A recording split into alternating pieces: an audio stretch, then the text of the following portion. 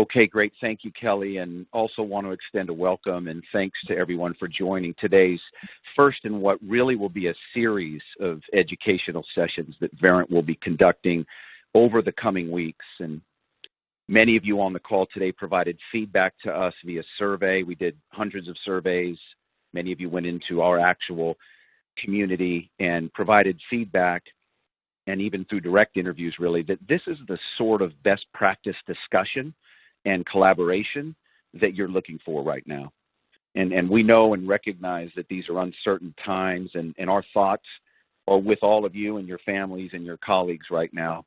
And while we're not sure exactly how long this will last, we are sure that Verint wants to be here for you, as you adapt and adjust to this new, especially work from home type environment that we're all in right now, and wanting to service our customers just as best as we absolutely can. Today, as Kelly said, we have some real subject matter experts on the Verint team who are going to be sharing some what I like to call real world examples related to communication, related to flexibility, and related to productivity as well. And in the future, on these sessions during this educational series, you'll also hear from other customers, and you'll hear from industry analysts and industry experts in addition to other Verint subject matter experts along the way. Okay, so let's start today's session really by looking at, if you will, how this new work from home world may affect specifically employees and through the lens of the employee, if you will. If you think about their perspective right now, some of them are quite savvy at working from home. Others have never worked from home at all. And one of the first things that they want to know is, what do I do? And they're worried about some of the things that you see on the screen right now. They're worried about communication. Questions like, how will I get information from my colleagues and from managers? They're worried about flexibility. With all of these changes, my regular hours really just won't work because of family conditions or other unexpected or unforeseen circumstances. And then finally, productivity, yet another one. How do I connect to my work environment from home? While that's pretty obvious for people who work from home regularly, that's not obvious at all for people that are new to working from home. And they really actually want those regular communications. What they desire to do in this situation is to serve the customer just as effectively as they could when they were inside of your contact center. So lots of things that we're going to unpack today related to the employee experience. But what about the manager? Obviously, managers also have a perspective that's unique. They're asking questions as well, and they're equally important. How do I suddenly manage a fully remote workforce? Many of your supervisors and other managers have worked with or managed remote employees before, and yet many of them have never done that before. And they're worried about some of the things that you see here. They're worried about visibility. Are my employees doing the right work? But even more specifically, are they doing it at the right time? And especially now that they're in a remote environment. Furthermore, they're worried about volume fluctuations. That could be something that you're all on the line now being affected by every day. More customer inquiries, fewer employee resources. How do you balance that workflow and that workload within this specific environment that we're in today? So we have unique perspectives both from an employee and then looking at through the lens of a manager. And we're going to try to give you some best practices and ideas from other customers who are doing this today as we go through each of our subject matter experts on today's call. Okay, I'd suggest we get started with what we're calling adaptation number 1, which is specifically related to communication. And in order to do that, I'd like to turn it over to John Allen, who's our general manager for our community offering. John, please. Ryan, thank you very much. These are strange times indeed. We're all going to have to make some changes and figure out how we can adapt quickly to what's happening around us. In uncertain times and frankly scary times, we need to do a lot better job of communicating. I find for myself, it's really hard to watch the news or follow social channels to know what's true and how does that information relate to me or my family or my community. I suspect many of you listening to me right now are feeling the same way, right? You likely consider your employees and your customers your family, your community. And for me, when I'm in trouble, when I need something, my greatest support system is my family, is my community. You know, you hear a lot on the news right now about community, and it's important to have social distancing, but I want to stress something. Community is what's going to get people through this, and social distancing does not mean social disconnectedness. So we're going to need trustworthy, transparent communication. When we have that, when we're equipped with that, and the people around us have that, we can react and respond accordingly. I'm really glad, Ryan, that you asked me to join you today and this team to help our customers figure out how they can do just that. So timely communication is certainly important, and it needs to be available very quickly and accurate. Employees, they feel weird. For lack of a better term, that's it. It's not like working from home one day a week, it's every day now. So they're trying to figure out how they can keep themselves intact. They feel isolated, and they need to be able to really engage with one another. They need to make sure they're getting critical information that they can trust from their leadership team, right, from their managers. People that they support are looking for reliable information from them that they can react to. And employees need to be able to communicate things like schedule changes. Schools are closing. Events are closing. People have to go help somebody else. You need some way to communicate that information back to your other teammates so that they can respond and support you, and they can support your customers. So when we talk about communities, communities are useful for a number of things, right? And I'm talking specifically about online communities.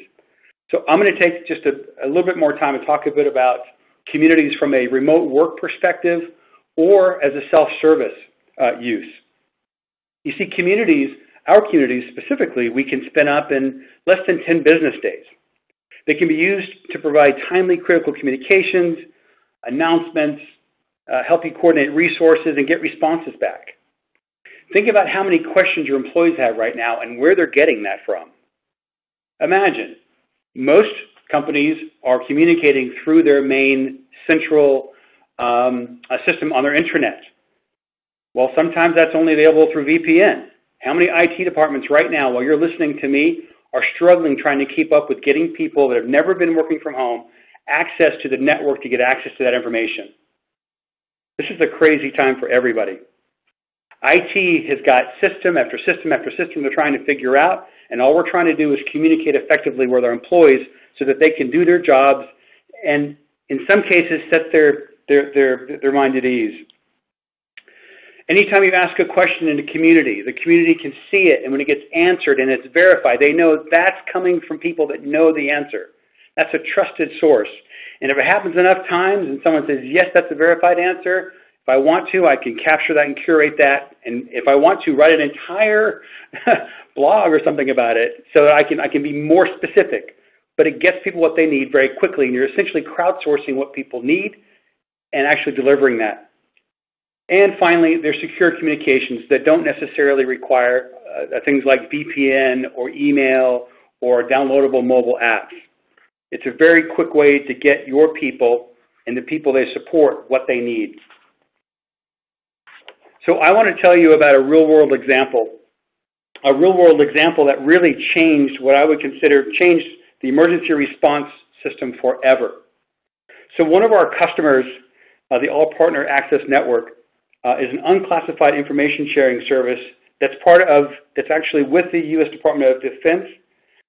They provide the DoD and mission partners with community spaces, these configurable, non-IT required configurable spaces to collaborate, to plan, train, and respond to needs.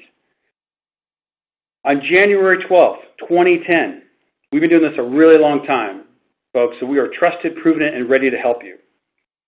January 12th, 2010, Haiti was devastated by an earthquake. We had a project going on. When that happened, the Department of Defense and U.S. Command contacted the All Partners Access Network and said they need some help I need you to coordinate the relief efforts. You need to coordinate military, government, non-government agencies, right? Get them what they need, when they need it, and let's coordinate some rescue. That day changed a lot. It changed a lot for community. It changed a lot for the world. So there's so many powerful stories. I'll just share 3 with you very quickly. The first one, with a simple post to a community, it essentially called out that somebody had identified a victim was buried in the rubble. In 30 minutes, the right people saw that and rescue began. A local hospital was ready to accept patients. 4 days later, only 6 had shown up. Within a week of the first post to that community, 250 patients were admitted. The last story, a doctor needed a brain scan machine. A citizen donor in Miami saw that, answered the call. Hey, I've got one. At that moment, air transport was arranged and equipment was delivered.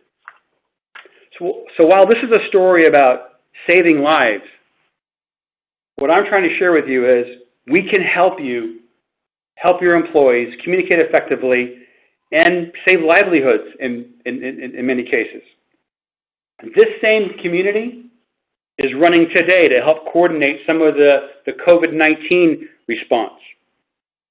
This is one of 2,500 or so communities configurable to let people gain access to what they need. This is one of the reasons why we say, yeah, community is a great product, but it's also used as kind of a self-service front end to tie in all these fragmented systems and resources into a single pane of glass that people have what they need when they need it, and they know where the truth is coming from. So we're here to help you. We're here to help you with our know-how, with our capabilities. We're here to help you through this crisis period. Verint Community is ideal for your remote work needs, no matter how big or how small your community or your communications are. It can be used for employees, for partners, for customers. It doesn't matter. We want to help you. We can have it deployed in less than 10 business days. So during this time, we're going to make it available to you for 90 days if you would like it. All we ask is that you help us with some basic setup costs. Again, if you need it, great, we're here to help. There's no obligations. Contact your account representative who can share more with you. If you decide you want to keep it beyond 90 days, great. You can sign up for that subscription. There's no obligation. This is not a sales pitch. We're here to help you, and that we will do. Now, finally, there's other ways to boost and improve communications. Many of you already have our survey tools. Ask your employees how they're feeling. Yes, this is the time to do that. I know you're busy. There's a lot going on. How are you? Right? Get connected to them in more meaningful ways. Ask them if they have what they need to do their job, their laptops, their phones. Can you get on VPN yet? Are you really using Teams over there? What about SharePoint over here? What about this over there? Why don't you just, go to a single pane of glass to see all these different sources like your teammates are? That's the trusted source. If you don't have the mobile app on your WFM, I highly recommend that. It's a great way to communicate schedule changes and things of that nature on the fly. So for someone that knows a lot more about that part of the Verint business, I'm going to turn it over to Andresa. Andresa has a lot of great experience, and she's here to help you as well. Andresa? Hey, thank you so much, John. Good afternoon, everyone. This is Andresa Merlin. It's a pleasure to be talking with you today. The most important thing that we want to, consider in this time is business continuity. Why do we want to think about business continuity? Because that ability to keep the business going helps us to be there for our customers, but it also provides some normalcy to the employees, right? They want to know that they still have something to come to, and it gives them purpose and meaning to be there for our customers, and it helps your organization to keep things moving along. So in doing that, we know our customers need us, we know our employees need us, and we need to continue to function and keep the doors open. So to do that, we need to be more flexible than ever. So what flexibility challenges might be laying ahead for you are things that you're probably already starting to experience. For example, school closings, where a parent needs to leave very quickly midday to make adjustments for one or multiple kids in different schools and how to accommodate that. Another example are things like rapid schedule changes where there's a need for an emergency. You know, for example, maybe a loved one does need you to go grab some groceries for them to make a drop off on the patio or the porch so that they don't go out. And so helping your employees to be there for them, but also give them some flexibility. When we think about this, how can you give them flexibility then when you're creating or walking through that with them to be able to adjust to their needs, but still answer the needs of the customer? So many of you, we know this is a wide array of different industries. Many of you are experiencing different needs of these employees. So use request management. If you have Verint for workforce management, request management is a major part of your workforce management solution today. And remember to go back in and to look through what automatic changes you allow for. Are there things that you can allow employees to automatically do? For example, swapping a shift. As simple as that sounds, an employee would probably feel better if they know, hey, I've got to just make these couple of errands and, get everybody back in place in my home and family life, but I can pick that back up this afternoon and still take care of customers. An interesting thing that you may also be experiencing that you can use with request management are you have full households that are coming together, and it may be a little noisy in some of those households. Can a parent possibly split out their shift or work some different levels of segmented shifts? They're right there in the home office, so they don't have to account for drive time, but they do want to account for maybe taking a break to take care of everybody's lunches or, get some dinner onto the table, and then they can come back in and work into the office environment. So being able to adjust to those needs of the employees, but still meeting the needs of the customer will be a great chance for you to help alleviate that employee concern. Another example that we have that we were thinking about that you are probably experiencing is we think a lot about these full households and all of the kids coming home, and absolutely that's going to create a unique environment, right, for those kids at home with parents trying to manage home offices. In fact, we even have some people that in a meeting, they go sit into their car so they get some peace and quiet during that meeting, and then they come back in. So we know it's hectic and chaotic, and it's going to be unique in how we make those adaptations and adjust. You also will have people that are working from home that really and truly this may be the only contact they have, are helping their customers or interacting via conferencing. So be aware of that and give those individuals possibly a chance to step in and have more interaction. Could they pick up these hours for the individuals that need some more peace at certain times, and allow for everybody to feel a part of your community and like we're all pitching in. So that's another opportunity to think about the individuals that have like one or two people at home and would love a chance to step in and help in such a big way. As far as if you don't already have Verint's mobile solution that John mentioned, Verint Mobile Workview, that is part of your enterprise workforce management license on 15.1 and above with Verint. So just know that that's there, and you can speak with an AE on how to get that set up. If you don't have it, and you just remember that you also have the agent portal. Agents can log in and use that portal to do the same requests for time off, adding in time. In some of your solutions, you can see the net staffing line where there's lulls and high valleys where they need to help you or high pitch points where they could help you out. So depending on the version that you have, remember the agent portal can allow employees to work together, post swap boards, and help each other out. And so with that, I'm actually going to turn over then to Nicole Nevulis, who is a professional on productivity and helping with visibility with employee activity.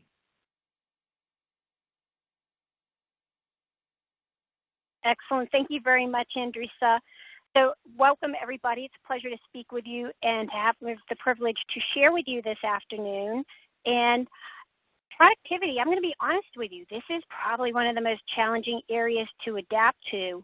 And for those of us that worked during 9/11, we learned the most important thing was that we had to put being human first and accept that things would be different. We had to learn how to deal with some serious emotions in the workplace. So I'm going to share with you, how can you keep productivity moving along, especially during these trying times? Because, you know, when you suddenly send your employees home, that they are now there, they're isolated, this is a time of uncertainty, and there's a whole other host of challenges that are going to disrupt the ability to be productive. So first, let's talk a little bit about how do you blend art and science together in order to drive productivity. So my first advice to all of you that you can take and put into practice right away is that we as leaders need to be the light in the lighthouse during the storm in order to keep employees engaged and do the best we can to be productive. And so how do you do this? Well, first, recognize there are going to be constraints. That means the infrastructure is going to be strained. And this will inhibit employees from being able to do work at the same pace. Their internet connectivity is going to be slower, systems are stressed, so the time to get things done is going to be longer. And recognize that there's going to be an inability to maintain that connectivity to the corporate infrastructure when they're remote. So whether it's a phone employee from home, whether it's an operations worker doing work, or somebody on an internal help desk, never before have so many people worked at home and has there been a reliance on collaboration tools and that network. So these are team members that maybe they want to work, but they can't. And you're also going to have a different set of resources potentially working within your organization. Many organizations are really trying to keep people busy, so you have people that work in branches, right, or might be retail workers that they may be trying to find ways to keep these people busy and employed. So quite often, people will step into contact centers and operations that are normally customer facing, and they have a different set of skills.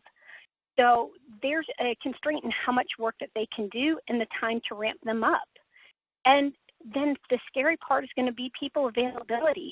As people are going to get sick, we're going to be constrained in our resources and not have as many people to do the work. So having that recognition is key. Second, extra care in what you say and what you do. When I said to be human first, humanizing what is going on is most important. Being sensitive to employees. They're going to experience added fear if they aren't working.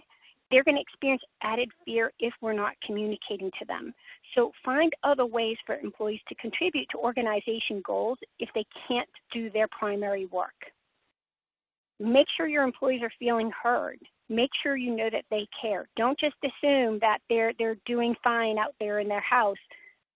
As John said earlier, communicate often and be transparent. So the last thing that I'll leave you with in defining the new normal is to be productive, you have to have their trust. Trust with your employees is everything. And adapt fast. You can't take weeks to come up with how are you going to shift the way that you're doing things. So the goal really is, as leaders, we have to keep employees as productive as possible. Again, recognizing there are constraints, we are the quarterbacks. So even though you're in this storm too, you're the one that they look to.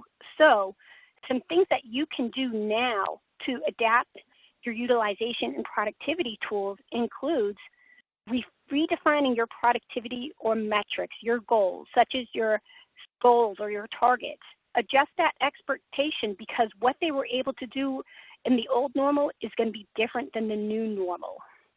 So calls may take longer due to concerns. It's going to take longer to process a claim, right? You can't hold them accountable to as if things were business as usual. So keep things achievable. Second, know that you're going to have gaps in your metrics and the data that you usually use to coach with, but that doesn't negate your ability to coach. So make sure that you look at what you do have and continue to coach with it. And then use your measurement tools to identify where the roadblocks to productivity are. Time and attention, especially with the higher ups, becomes even more scarce. So don't use those tools as a stick with people. Use those tools to find out where you have opportunities and also quantify why should you run something up the food chain? Because people are really stressed for their time right now. So how can Verint help? Well, many of you are on here because you have Verint solutions, and many of you are also going to see, oh, wait, some of my solution use will be a little bit different. So many customers, they use the performance management scorecards. What you can do is for new employees coming from outside your business unit, is set up a new role for them, set goals up that are achievable for them, change the goals for the team members within your organization, right? Make sure that, for the time period, you set an expectation so that they're not at home chugging along. In WFM, you can easily set up a new activity type. So you can use My Time and you can use Schedule Time to start to get a handle on when there's connectivity issues and an employee just can't work. It also gives you that visibility to see how much this is impacting the organization. And if an employee is having an issue with their phone or if there are legal reasons to not record off-site, can an employee still work on non-phone channels? So look for those opportunities to help out. Mitigate your connection issues related to weak internet, and instead you can turn off screen recording and just use DPA instead to track those screen activities. So again, you can continue to drive your quality, you continue to see how people are operating, but just simply use DPA instead, and it gives you that visibility you need. And know that every recording environment is different. So if you need some extra coaching to set up any of these Verint products, how to make a quick adaptation, reach out to your AE and he will help get in touch with the right people that will help you pivot quickly. So the number one thing that challenges us in these times, especially in a work-at-home environment, is trying to have visibility. And visibility is the number one challenge in organizations. So as managers, we tend to focus on setting up our employees for success by going ahead and walking around and observing them and talking to them. And this is true across the organization. It doesn't matter if you're in a branch, a contact center, or back office. So for many of you today and your peers, the change to work at home is now leaving you wondering, how can you have visibility if someone on your team needs that help and they're not in the room with you? How are you going to ensure that people are focused on work activities in order to get the work done on time? Well, imagine if you could virtually walk a room and get the same information you would get as if you were in the room. And what if I told you this was possible without having to wear virtual reality goggles, but with your existing Verint desktop analytics solution? So our analytics solution, and this is an illustration here, is most often used by many of you for PCI compliance or for quality, but you don't necessarily use the full power of it across your organization. And this is your virtual walk around the room. It very quickly lets you ascertain who's in, who's focusing on work activity, and who needs help. It's a tool that, regardless if you're a contact center or back office person or a branch person, and even in back office, you could be working on production work, processing claims, financial transactions, or maybe just administrative and innovation or HR team members. I can see as a manager that what time that A. Miller started at. But I can see by the red, well, A. Miller, they logged in at 9 in the morning, but they weren't doing anything for the first hour. Gee, that doesn't seem right. I thought, maybe they were working. Well, you know what? I might go ahead and give them a call and say, hey, is everything okay? Do you need some help? And he may say, you know what? I didn't have any work to do. I was here, I was ready, but you had nothing for me. So now I know, hey, I can go ahead and make sure that tomorrow I'm not setting him up in the same situation. I can see if people are in the tools they should be using to process their work, or maybe if they're heavily leaning on instant messaging and communication tools. To me, that's an indicator that somebody needs coaching. So this becomes your virtual eyes and ears across the floor and just gives you that indication of who can you help. So in order to adapt fast, you need to not just deploy this type of tools in your environment, but it also means using care in your conversation and positioning. This data is sometimes used in contact center for schedule adherence with WFM, but as you move outside the contact center into back office production and other roles that support the company, you really must be sensitive to the fact that some managers and employees are, one, not used to this level of visibility. And that means helping other parts of the business use these tools to create value as it aligns to their rules of engagement. Most managers just simply want to validate two things. Did my employees show up? Did they spend most of their workday focused on work? So here is where emotional savviness is key. Having empathy that team members are already living in a world of uncertainty. You don't want to use this as a way to micromanage their day or make them feel like they're under a microscope. Plus, down to the minute schedule adherence is just sometimes not part of their culture. So you need to keep this in mind if you start to push this out across the organization. These employees are already going through so much change and work from home that you want to be careful what you're doing. And if you're just a project manager or an accountant, it doesn't matter when you're doing it sometimes, just that you're putting in your 8 hours or just that you came in 9 to 5. Your breaks and lunches might not be the same as if you need in a contact center. So managers, it's about having that level of comfort that people are showing up and that they are doing their work. So when you do onboard these tools, and the business processes for conducting that virtual walk-around should be used. So you're coaching your managers how to use this tool for good, how to use it positively, and how you can focus on employee success.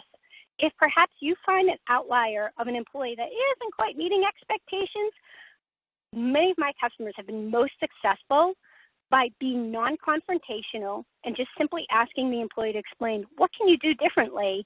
And what can I take out of the way from you, Mr. Employee, so that you can commit to doing better? It's really that old adage of you kind of catch more flies with honey. It really works. And by this, employees will be logging in, getting focused, and that helps to drive that productivity that you need them to do. So finally, in conclusion, on my section, we can get you that technical capability to extend that virtual walk around to your organization. So take a look. Are you using PCI compliance already just to support screen recording? Are you using this with forecasting and scheduling in order to drive desktop adherence? It really is just a natural extension of this functionality that you already own and easily can be deployed across the organization. So as you extend that out, it's just as simple as putting that desktop client onto the desktop, and literally by tomorrow, we can start collecting information. Expect a bit of variation from the norm in these conditions, and give yourself some time to figure out what that new normal is going to be as you start to see data. So you might see data coming in, and you're like, this is not what I expected. Well, keep in mind that it's a new normal. And finally, we do have experts here like myself with real-world experience, and we can help you. And we really mean it when we say that we're from Verint and we're here from help. We have people here who can help you navigate this new world without having to learn it all from scratch. So I'm now going to pass it right back to my friend Andresa, who's going to share with you how to adapt to volume fluctuations. Thanks, Nicole. So let's talk a little about that. I think the most interesting part as a former WFM analyst is there is not a historical pattern with which to go back on. I'm looking at those of you from the various companies that have joined today, utilities, telco, healthcare, and insurance. I think that you guys are really experiencing a lot of fluctuation and obviously a lot of volume to address the needs of your customers. Auto, finance, BPO, a lot of pivoting and response needing to be done on your group. So I know this is a really challenging time with the historical patterns. Customers may be using different channels than before because of their different scenarios. You are also probably experiencing either extremely large peaks in customer volume, or some of you are seeing some dramatic dips in, not only employee availability, but also in the volume. So how to respond to that? You can do a couple of different things. So for example, if you've got volumes where high numbers of people, don't forget to tap on or look into your tenured employees or your management staff that maybe they haven't been on the phone for a few years. But could they take some of those initial questions? The high volumes you're seeing are likely at this point repetitive questions, where if we can get an FAQ out, can we just get people on the phone to start answering those initial questions and then move your, the employees that are able to taking the more technical or difficult in what they cover volumes. So can you shift some of your skills around so that you can handle those repetitive calls?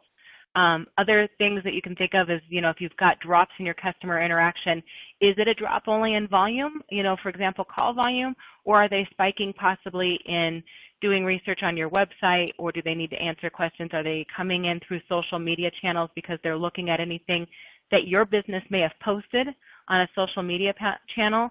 And are questions coming in that way where you could still interact and show your customers that you're there? It's just different types of questions or things that they may be wanting to address. So just double checking all of your channels in order to handle them. And this is a great opportunity. Sometimes our back offices do become queued up with work, or there's still quite a bit of work to be done.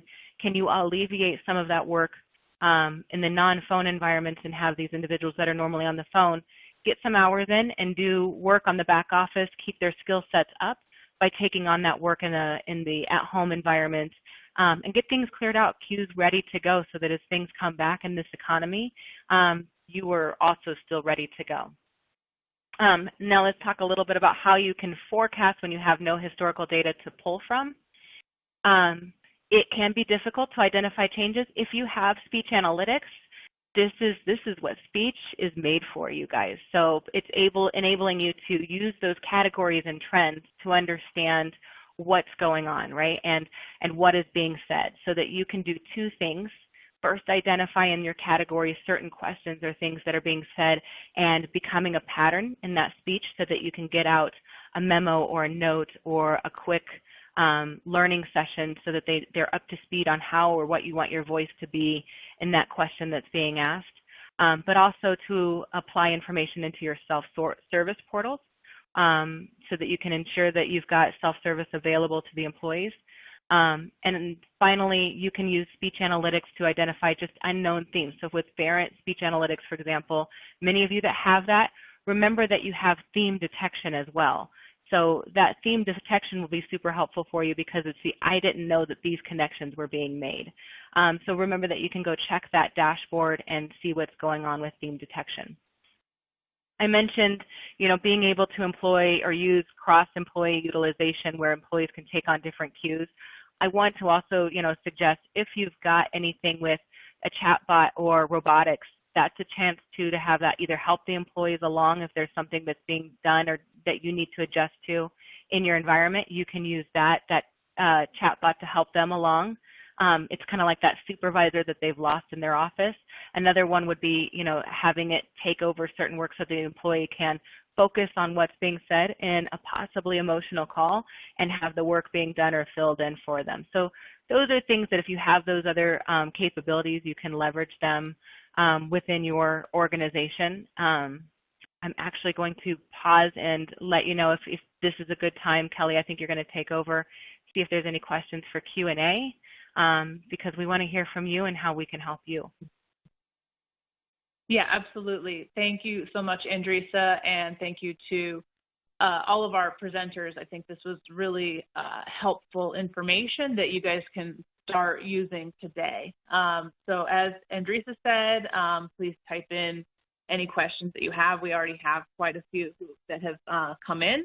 So we'll spend the next 15 minutes or so going through and chatting about some of these questions. And then if we're not able to get to everything, as I mentioned, then we will get back to you via email. And then we'll save a couple minutes at the end to talk about what's coming next, because this is, as Ryan mentioned, the first in an educational series that we're putting together. So we'll talk a little bit about what you can expect to hear from us next. So let's start on the communities topic, the communication that John went through. So I have a couple questions that have come in on that topic. Let's see. The first one is, how is this community different from something like Microsoft Teams or SharePoint? Sure. Thanks, Kelly. So first, those are good tools for what they're used for. I think those are great tools. Teams are great communication mechanisms for people that have access to Teams, and I think SharePoint is a great document management system. When we're looking at something like a community provides a much more socially engaging experience. And when you have a better social experience and engaging experience, the more adoption you get, the more people use it. And the more people use it, the more critical mass of quality content and assistance you get. So we're not trying to replace those tools. We're just trying to provide something that provides a more overarching view of what's happening and get people what they need quickly. Okay, great. And then one other question for you while we're on this topic. Can communities proactively send a notification via SMS to members when updates occur? So Communities does have the ability to integrate with systems that would do that. Out of the box, it will provide you with instant notifications by way of an email that somebody puts in there if they want, instant communications as a notification on the browser screen that there's a message. It will do that. You can set up daily or weekly digest to do that. You can do integrations with other communication systems, like in the example with APAN, right? That was tied to geocoding on mobile devices and things of that nature. That's something that I would not be able to commit to do within 10 business days, but certainly something that can be added to. Great. Thanks, John. Let's just move on to another area so that we can make sure we hear from questions around all of our experts. I think, Nicole, this one will probably be for you, or Andrew, so you may want to jump in. How do you suggest monitoring DPA when work from home folks are using their work laptops for personal use after hours? Sure, that's a great question. And it really is, if you know people are working are using those desktops after hours, then it's really about looking at what they're doing when they're supposed to be working. Now, if your employee happens to be using it for personal use and you have a corporate policy, you need to examine what your corporate policy is. But if the question is just as simple as, oh, do I penalize them and look at that as time? No. You're just simply using that timeline report to validate they came in, they suited up, they showed up. That's great. Don't go ahead and look at what they're doing outside of work hours as something that you're going to penalize them for. It's really just using that timeline report for that one reason. And then if you have other corporate things that you're seeing that you're like, ooh, well, maybe, that site, they probably shouldn't have been on there. Well, then that's something that you will need to make sure that you're talking to employees about and reminding them that you do have that corporate policy and that, working from home on your work laptop is no different than if you were working in the work environment. That's really going to be, how you handle that's going to be specific to your organization. Great. Let's stick on the DPA topic. I have a couple other questions. How can someone easily extend DPA to their back? Oh, sure. That's a great question. So for most organizations, if you're already using PCI compliance or using adherence and DPA is the engine behind that, there's a desktop client that all we have to do is push that client to the desktops that are on the customer environment, and then it is up and running and collecting information. Now, sometimes with different environments, it goes quickly, and in other environments, you might have environmental challenges that might make that go a little bit slowly. But when everybody works together, we usually can get it out there pretty quickly, work through whatever environmental issues there might be, and that data gets up and running. So it could be as a matter of within a day or two, or it could take a couple weeks. But it really is very quick to get that up and running. Fantastic. Okay, Andresa, you are up. So let's see which questions pertain to your topic. How about this one? Can Verint help to record agents at home as well as back office people? Yeah, actually, so we do recording for at-home agents today. It does depend on your environment, so reach out again, because everyone has a unique environment, unique ACD, soft phone type of setup. We've even had customers reach out to us about recording on mobile, so contact us and let us ensure that we have the right solution mapped to how your infrastructure is to be designed, and we can walk through that with you. Great. And while I have you, let's do one more on your topic. How fast can these employee requests for different time and schedules, how fast can they be approved? That's a great question. So you can approve, employee requests can be actually set to automatically approve so that you can set guidelines. I'm assuming workforce analysts are extremely busy because of that volume fluctuation and having to watch intraday and pulse so closely now. They may be very busy with trying to do that, move employees around. So, with the request management, you can automate certain things like within parameters to have it do it automatically, or you may want to set up a individual on your team to approve or deny those requests. For example, maybe you have a supervisor that takes on that component because they can kind of watch that with you and help with those requests, and you can kind of guide them on what you need them to do to help out your workforce management team. And that way you can be quick in helping them help the employees to be fast. Fantastic. Okay, so we ran through all three of our speakers. Let's see if now I'm going to go back again to what came in while we were talking. So let's start back with John again. John, is this community solution available in the cloud? Kelly, it is. It's available in both on-prem and the cloud, but for this time period, we really want to impress upon the importance of cloud and speed. It's all about speed. So this particular thing for the 90 days and beyond is intended for cloud only. It's much faster that way. Perfect. Okay, so now let's see. I'm not sure if Nicole or Andresa, which of you want to tackle this, or maybe you can both chime in. How easy is it to use our WFM to start to track time in outages? How fast can you set that up? You can set up an activity in a matter of less than a minute, and that can be deployed and tracked in my time or put into a schedule. And honestly, if you put an hour aside and then you pulled the information together, that's one of those things, man, you can get up and running with that pretty quickly. Fantastic. And then I think this is a question for both you, Nicole, as well as perhaps John. So this question is about, can back offices and branches also community? Absolutely, and I'll let John share a little bit more on that. But the one thing we're looking at is we talked about earlier about productivity.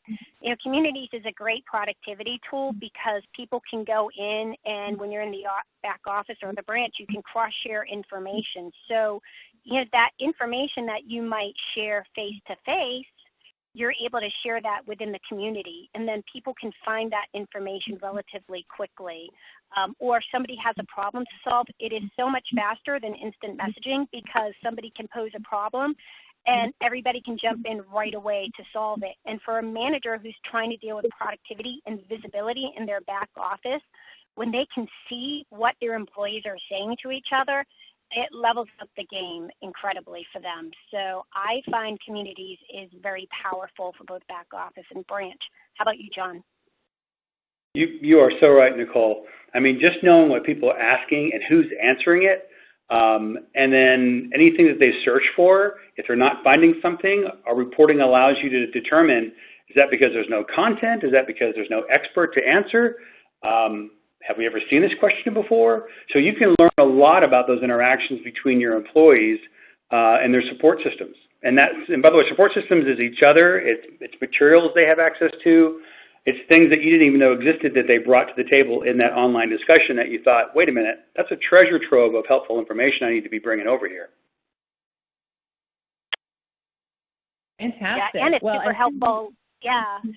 Like I said, too, with the branch employees coming in to help back office or contact center, like that helps ramp them up so much faster, too. So we can even look at it as a tool to help, accelerate people taking on new responsibilities during this time.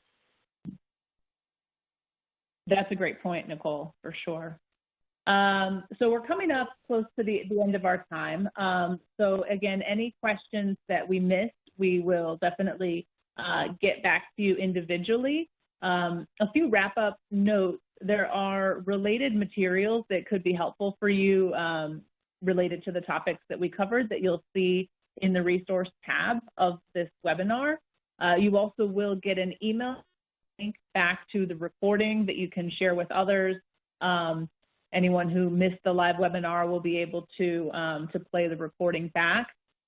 And most importantly, get in touch with us. I know everybody's situation is a little bit different right now, so please reach out. You can reach out here to this general email address, info@verint.com, but also reach out to your AEs. Our AEs are standing by. Their number one priority right now is to work with their accounts and see what they need that we can do to help. So please reach out and we can discuss your individual situation and how we can help you adapt the solutions that you're using to this new way of work. And as Ryan mentioned, this is the first of an educational series that we'll be doing on these related topics. So you can go back to the page that you registered for this webinar, or if you don't have that anymore, you'll be getting another email with an invite to the next webinar and to the whole series. So stay tuned. Next week, we're actually going to be hearing from the forecasting manager at U-Haul. So U-Haul is an organization that has been leveraging work from home agents for quite some time. So they've developed a lot of best practices about how to be successful in that model. So we'll be hearing directly from them with some real tips and tricks and stories and advice that can help some of you folks who maybe haven't done this before and have some questions and challenges. So it's going to be a really good event. And again, that's just the next one in the series. So please stay tuned and ask us questions, reach out. We really want to be your partner in this, and we are here to help. So with that, thank you all for attending, and we hope to see you again next week. Thanks again to all of you for joining.